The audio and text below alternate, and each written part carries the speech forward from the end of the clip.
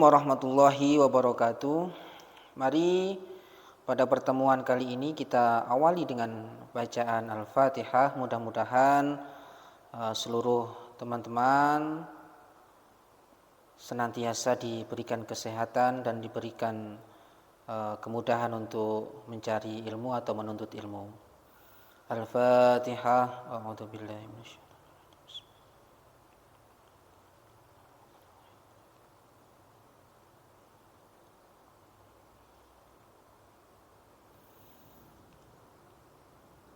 Alhamdulillahirabbil alamin.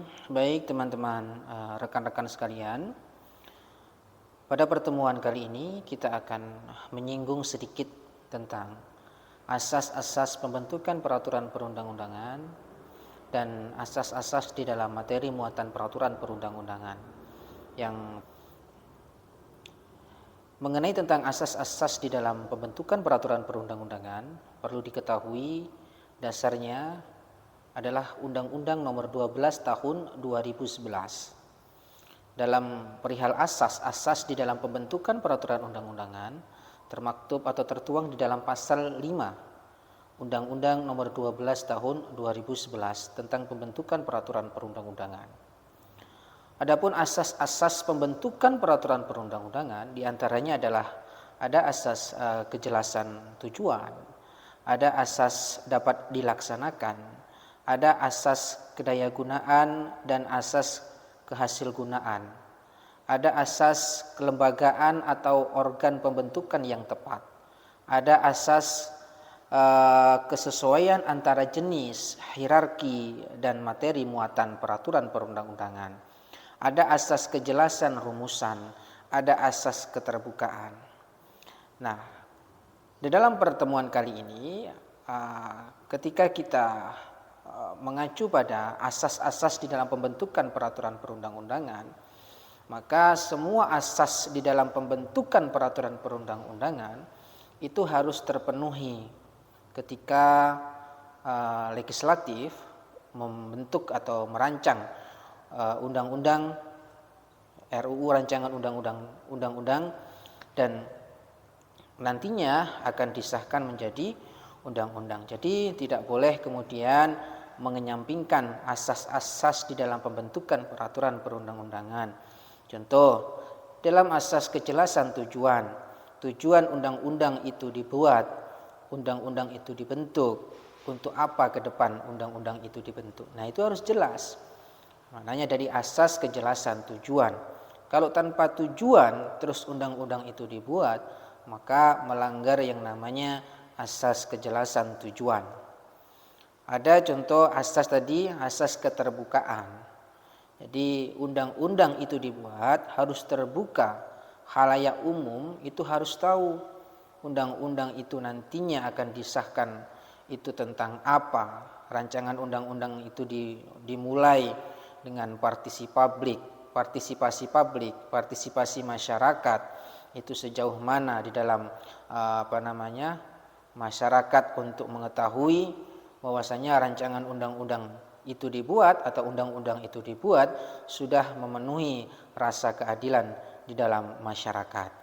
Ada asas tadi, di beberapa asas tadi, jadi tidak boleh kemudian juga bertentangan dengan hierarki sistem perundang-undangan, tidak boleh kemudian bertentangan dengan materi muatan peraturan perundang-undangan yang memang itu ditentukan oleh Undang-Undang Nomor 12 Tahun 2011. Jadi seluruh asas di dalam pembentukan peraturan perundang-undangan itu harus terpenuhi ketika legislatif merancang undang-undang yang nantinya akan disahkan menjadi undang-undang. Itu di dalam pasal 5. Jadi silahkan dibaca jika nanti ada yang melihat di PowerPoint yang sudah saya buat itu di grup. Di pasal 5 Undang-Undang Nomor 12 Tahun 2011. Selanjutnya teman-teman rekan-rekan mahasiswa, mengenai tentang materi muatan peraturan perundang-undangan yang selanjutnya juga dibahas di dalam pasal 6 Undang-Undang Nomor 12 Tahun 2011 tadi. Jadi materi muatan, begitu pula dengan materi muatan, itu ada asas di dalam muatan peraturan perundang-undangan.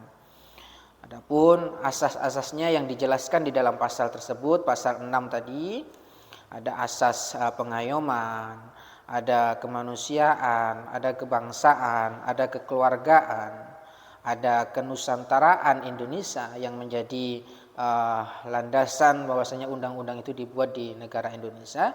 Ada unsur asas kenusantaraan, ada asas Bhinneka Tunggal Ika, yang mana negara Indonesia ini beraneka macam ragam budaya, beraneka ragam macam agama, suku dan lain sebagainya.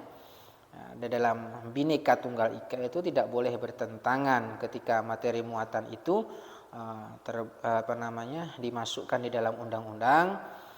Jadi tidak boleh kemudian melupakan asas Bhinneka Tunggal Ika yang memang itu menjadi dasar di Negara Kesatuan Republik Indonesia.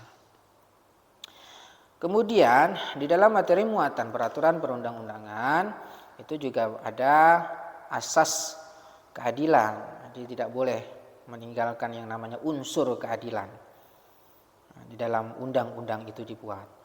Ada asas kesamaan kedudukan dalam hukum dan pemerintahan. Ya, jadi pada dasarnya semua itu sama di mata hukum.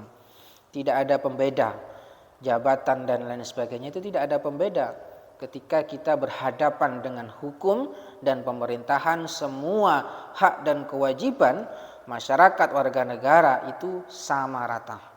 Jadi kesamaan kedudukan di mata hukum, baik itu di mata hukum maupun di dalam pemerintahan. Nah, selanjutnya rekan-rekan mahasiswa, ada asas ketertiban dan kepastian hukum di dalam materi muatan peraturan perundang-undangan itu. Di ketertiban dan kepastian hukum itu harus terpenuhi di dalam materi muatan peraturan perundang-undangan, asas. Jadi berpedoman pada asas tadi, asas materi muatan peraturan perundang-undangan. Selanjutnya ada keseimbangan atau asas keseimbangan dan keserasian dan kesetaraan. Jadi saling berkesinambungan tadi ya dengan asas-asas sebelumnya. Ada asas kesamaan kedudukan tadi, juga ada asas keseimbangan dan keserasian dan kesetaraan di dalam materi muatan peraturan perundang-undangan. Yang lebih detail nanti bisa dilihat atau di-download di internet pasal Undang-Undang Nomor 12 Tahun 2011 tentang pembentukan peraturan perundang-undangan. Selanjutnya dalam slide itu juga saya cantumkan mengenai tentang moralitas. Jadi tentang moralitas dalam pembentukan peraturan perundang-undangan. Itu juga berkaitan dengan moralitas konstitusi. Dikatakan moralitas konstitusi di dalam pembentukan peraturan perundang-undangan, maka pembentukan peraturan perundang-undangan itu tidak hanya sebatas tentang formil maupun material ketika kita berbicara mengenai tentang moralitas konstitusi. Tetapi di dalam undang-undang itu dibentuk, itu juga harus memperhatikan substansi dasar pembentukan peraturan perundang-undangan dan bahasa publik itu terpenuhi di dalam pembentukan undang-undang tersebut. Yang mana harus terpenuhi, yakni adalah tadi ada yang dinamakan partisipasi masyarakat. Jadi ada bahasa publik itu terpenuhi di dalam pembentukan peraturan perundang-undangan. Bisa melalui aspirasi masyarakat, melalui akademisi maupun praktisi. Jadi tidak hanya diwakili oleh Dewan Perwakilan Rakyat atau legislatif saja, tetapi juga ada unsur masyarakat di dalamnya. Baik itu tadi akademisi maupun praktisi di dalamnya. Jadi berbicara tentang moralitas konstitusi tadi juga tidak hanya sebatas tentang pemenuhan formalitas di dalam pembentukan peraturan perundang-undangan saja, tetapi juga memperhatikan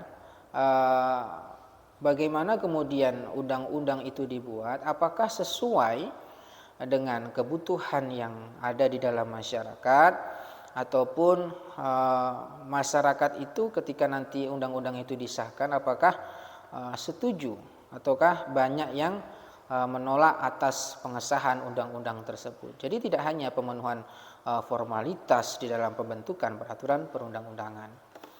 Baik, mungkin itu saja yang bisa saya sampaikan. Bila mana nanti ada pertanyaan-pertanyaan yang memang bisa didiskusikan, karena mengingat ini adalah materi penting di dalam pembentukan peraturan perundang-undangan, terutamanya tentang asas yang kemudian tidak boleh ditinggalkan di dalam pembentukan peraturan perundang-undangan.